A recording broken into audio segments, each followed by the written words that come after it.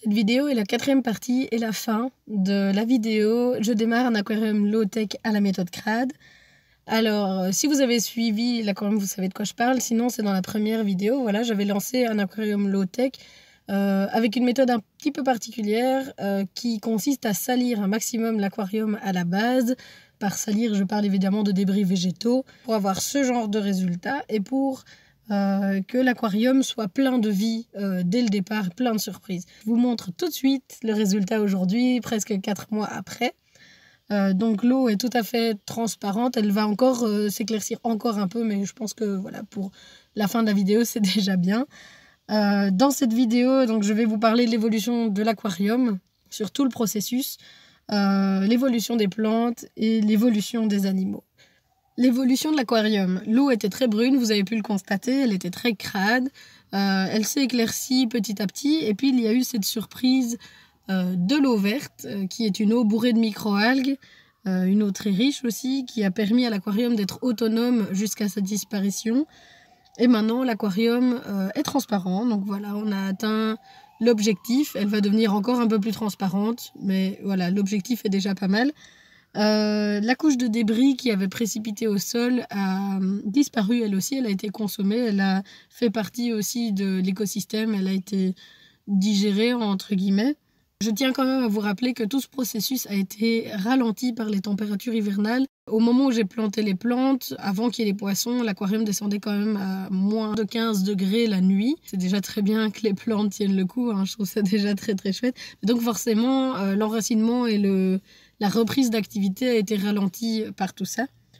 Mais maintenant, voilà, les températures sont montées. J'avais mis une petite chaufferette quand même pour les poissons pour que ça ne descende pas si bas. Mais donc, le processus avait été nettement ralenti. J'ai des aquariums où ça a mis quelques semaines ou 1 mois et demi avant que ce soit clair. Ça ne met pas à chaque fois 4 mois comme cette fois-ci. Toute cette évolution de la couleur de l'eau, on la doit à l'activité des plantes qui ont repris leur croissance dans le bac, comme je vous en parlais juste avant. Donc les plantes sont la base de filtration. Je vous rappelle que dans cet aquarium, il n'y a aucune technologie à part la lampe, l'apport lumineux. J'ai fait quelques modifications de la disposition des plantes. J'ai aussi arraché l'égéria, l'élodée, qui commençait à prendre trop de place. Elle est très bien pour démarrer un aquarium parce qu'elle pousse très très vite. Mais une fois que cet aquarium est démarré, elle pousse toujours très très vite et donc elle devient embêtante. Donc voilà, je l'ai enlevée de cet aquarium-là. En plus, elle fait un réseau racinaire qui est vraiment très dense et vraiment très puissant. Donc si vous voulez l'enlever une fois qu'elle est vraiment installée sans retourner tout votre aquarium, ça devient compliqué. J'ai dû couper les racines. Bref. Donc voilà, pour les plantes, elles ont vraiment repris leur croissance. Là, elles sont à plein régime et elles commencent à se reproduire. Donc ça, c'est vraiment très très très chouette. Sur tout le processus de développement et d'équilibre, j'ai recensé 23 espèces. En plus de ces 23 espèces, il y a aussi des espèces non répertoriées parce que voilà, j'ai vu passer un machin bizarre et j'ai aucune idée de ce que c'est, ou parce qu'ils sont en trop petit nombre, voilà, ou ils sont trop petits pour que je puisse faire la différence entre l'autre petit truc. Voilà, vous voyez le tableau. Alors, dans ces 23 espèces, il y a 13 espèces que j'ai installées volontairement dans l'aquarium. Donc ça nous fait 10 espèces surprises qui se sont invitées. C'est pour ça que j'aime le low-tech et que j'aime cette démarche. C'est parce que votre aquarium, vous ne le maîtrisez pas entièrement. Il vous réserve des surprises. Il vous surprend avec une bestiole que vous n'avez jamais vue nulle part où il faut aller faire des recherches pour comprendre ce que c'est. Enfin voilà, moi j'adore vraiment ça. Toutes ces espèces ne sont pas en même temps dans l'aquarium. Elles sont toujours là, mais elles ont eu des moments de gloire comme ça dans l'aquarium. Donc chaque espèce a eu son moment où sa population s'est développée parce qu'elle avait un apport de ressources, où elle a consommé ses ressources jusqu'à atteindre une population qui était présente dans tout l'aquarium. Et puis au bout d'un moment, les ressources viennent à manquer et là la population s'effondre, l'espèce s'effondre pour laisser la place à une autre qui consomme une autre ressource. Donc voilà, chaque espèce a eu son moment de gloire et puis a disparu pour qu'il n'en reste que quelques-uns dans quelques endroits bien précis de l'aquarium et ils complètent mon équilibre. Mais donc, c'est une représentation en population qui n'a plus rien à voir avec leur moment où elles étaient vraiment partout présentes dans l'aquarium. Je fais cette parenthèse-là en insistant un peu, c'est un sujet passionnant, la consommation des ressources. Bref. Alors, donc dans ces espèces, on a eu d'abord les fameux tout petits points blancs là sur les vitres que j'ai pas pu identifier parce qu'ils sont vraiment trop petits.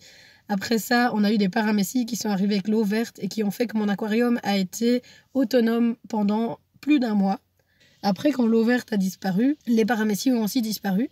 Elles ont été remplacées par des cyclopes qui se sont développés une fois que l'eau devenait plus claire. Les cyclopes se sont développés partout, eux aussi ont été consommés par les poissons et voilà, en moins grande quantité, mais ils ont aussi participé au nourrissage des poissons. Mais une fois que les paramécies ont disparu, j'ai dû commencer à nourrir tout doucement. Les cyclopes ont été remplacés par des stentors. Ça, je n'ai pas grand-chose à dire dessus, je vous laisse des vidéos.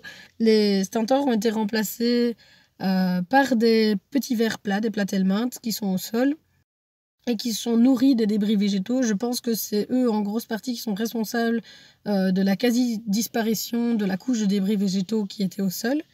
Et maintenant, les petits vers sont toujours là, mais sont remplacés tout doucement par des hydres vertes. Alors, l'hydre verte, en plus d'être virtuellement immortelle comme les autres hydres, c'est-à-dire qu'on peut la couper en morceaux, ça fera autant d'hydres qu'on a coupé de morceaux, donc c'est quand même une capacité qui est déjà assez impressionnante. Cette petite hydre-là est verte car dans son corps, il y a des micro-organismes qui font la photosynthèse. Ça veut dire que cette hydre a une ressource de nourriture qui est fabriquée en elle. Elle a des chances de pouvoir rester dans l'aquarium sans que sa population ne disparaisse ou du moins ne s'effondre comme les autres espèces.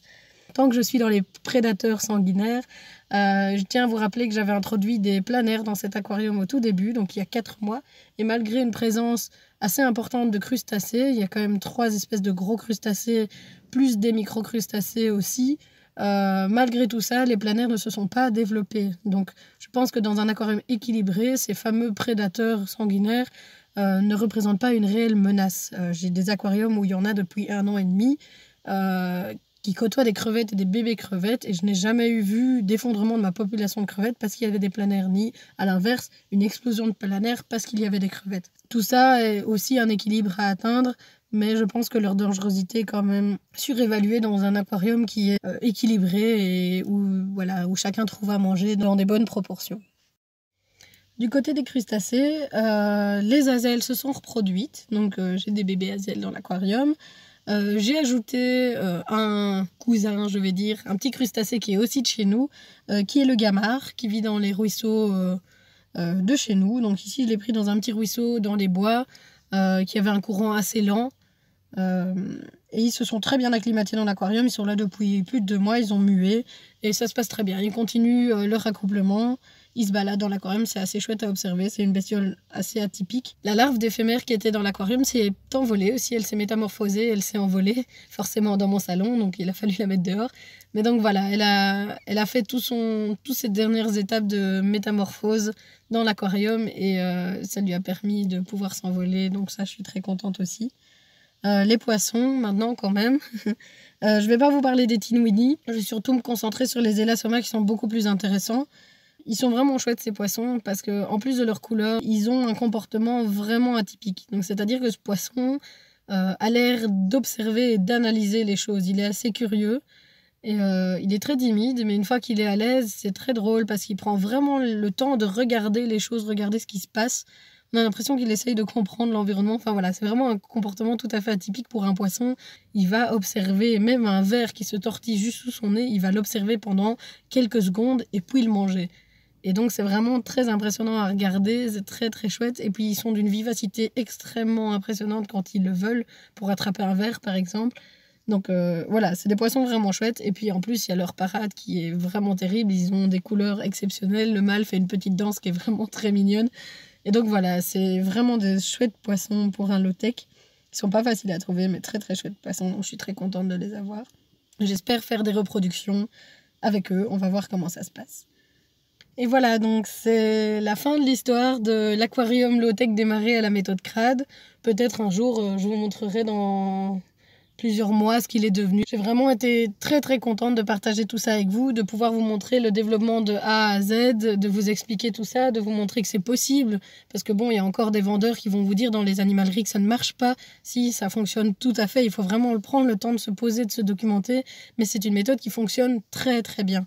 Donc voilà, je suis vraiment contente de pouvoir vous montrer ça, de pouvoir partager avec vous le développement. Je suis très contente aussi qu'il n'y ait pas eu de problème, hein, mine de rien, quand on lance ça, on n'est pas sûr qu'il n'y ait pas un accident. Forcément, je ne maîtrise pas tout et comme dans n'importe quelle méthode, il pourrait y avoir un couac, il pourrait y avoir quelque chose qui ne se passe pas comme prévu ou on ne sait jamais. Enfin voilà, donc je suis très contente aussi que tout se soit bien passé et de pouvoir vous montrer des images comme ça me fait vraiment très plaisir de pouvoir intéresser à des choses qui moi me passionnent. C'est vraiment, vraiment quelque chose de génial. J'espère que vous avez apprécié cette longue vidéo en 4 parties du développement d'un aquarium et j'espère vous retrouver pour de prochaines vidéos.